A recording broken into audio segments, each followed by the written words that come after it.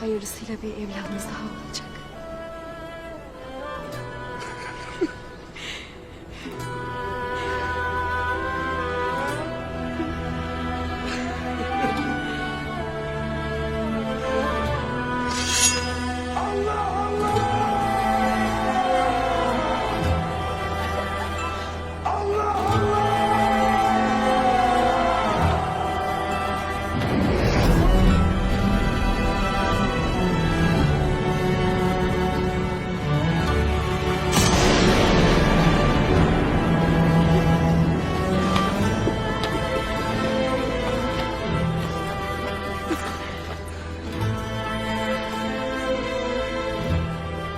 Şükürler olsun Halimem.